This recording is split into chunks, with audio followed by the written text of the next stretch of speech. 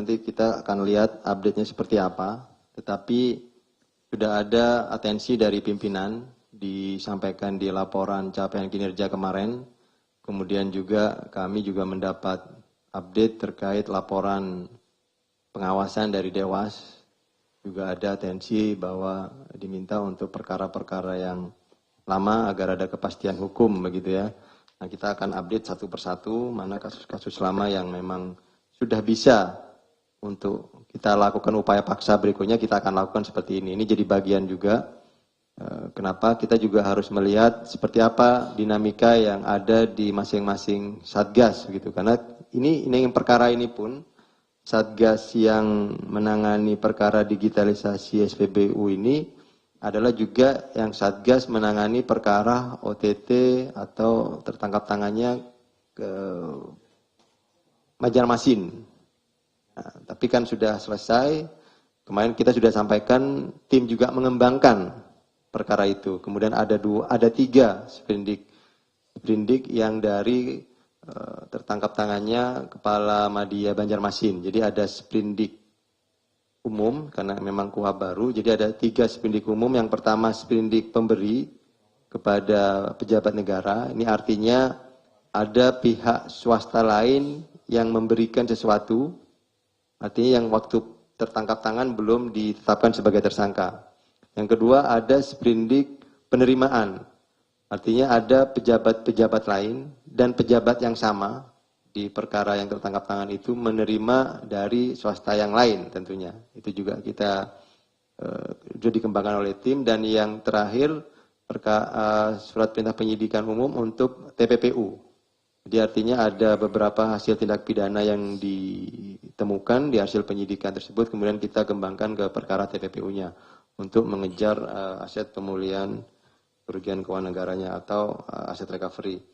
Hingga memang perkara-perkara lama, tadi dinamika di tim dan juga sudah disampaikan oleh pimpinan, kita memang kekurangan sumber daya manusia. Tetapi itu bukan menjadi alasan ya tentunya bagi kami untuk tetap menyelesaikan perkara-perkara tunggakan atau carry over. Termasuk untuk perkara KPBN tadi itu bukan perkara lama karena sprindiknya juga baru naik gitu. Dan ini juga awal-awal, jadi kami tidak bisa sampaikan secara detail, tapi betul memang ada sprindik terkait KPBN dan itu sedang berjalan prosesnya. Nanti akan diupdate apabila memang ada sesuatu yang perlu disampaikan kepada publik. Begitu ya Mas Rio. Yang kedua, Mas Mario ini banyak sekali ini. Untuk pengembang Kajang Lebong, tadi kembali saya sampaikan, kita tidak menutup kemungkinan memeriksa pihak-pihak lain. Jadi saya sudah sampaikan untuk Kepala Dinas PU Kota Bengkulu, itu hanya jadi beberapa contoh saja dari pihak-pihak yang juga nanti ke depan ini akan kita kembangkan pemeriksaannya. Tentunya tadi saya sampaikan itu ada ditemukan di proyek yang disampaikan dalam perkara yang Rejang Lebong. Isi pemberi ini bukan hanya mengerjakan di Kabupaten Rejang Lebong saja, gitu Bang Mario ya. Jadi ya tentunya tadi ada dari pihak DPRD, ya kemungkinan ya kita tidak bisa sampaikan ya. Kita tidak boleh berandai-andai, tetapi nanti kita akan update apabila memang ada penetapan tersangka atau memang tim masih memperlebar proyek-proyeknya di mana saja, karena tentunya bukan hanya di Rejang Lebong, bukan hanya di Kota Bengkulu. Jadi kita tunggu saja prosesnya seperti apa, karena ini masih sangat terbuka kemungkinan peluang-peluang untuk dikembangkan oleh tim penyidik berdasarkan bukti yang dari sisi swastanya. Jadi kita temukan fakta-fakta yang lain memang.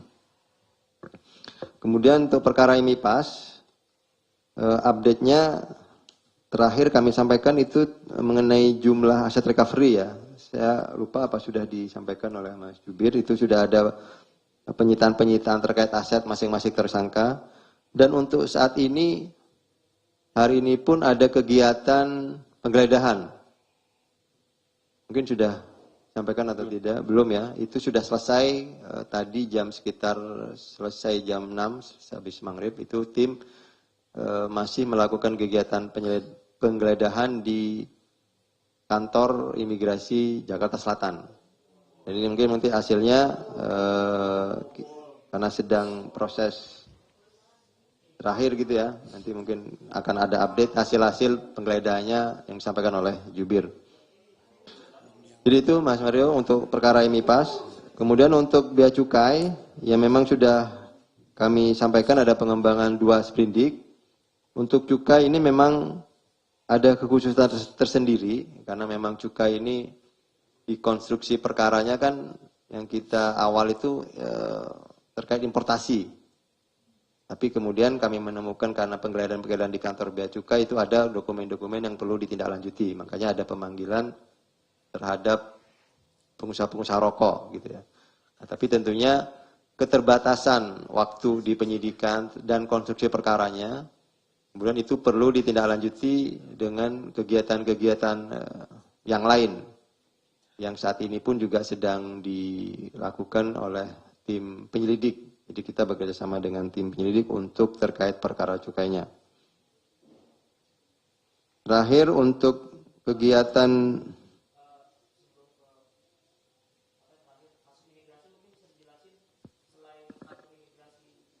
kantor imigrasi Jakbar, terus juga Jaksel, kantor imigrasi mana lagi yang udah digeledah? Karena kami jarang banget dapat update-nya gitu. Mungkin Jaktim, Jakut atau mana gitu. Ya tentunya kalau yang mau digeledah kita nggak akan spill ya. Kalau yang sudah nanti kita update lagi. Tapi terakhir yang saat tadi kami dilaporkan, tim baru selesai melaksanakan penggeledahan di kantor imigrasi Jakarta Selatan. Yang ditanyakan yang sudah bobol kawan-kawan yang mana Ya, yang nanti digeledah. kan sudah ada beberapa yang tempo hari sudah disampaikan oleh Jubir, nanti kita update. Tadi saat terakhir yang posisi terakhir itu, Mas Rio. Terakhir ke Bang Mario, pertanyaan terkait Muara Enim, tadi ada perpanjangan kegiatan, perpanjangan penahanan untuk Edisa, Bupati dan staf ya, itu ada sisi penerima. Untuk tambahan PN, perpanjangan penetapan pengadilan yang pertama, 30 hari pertama. Seperti itu.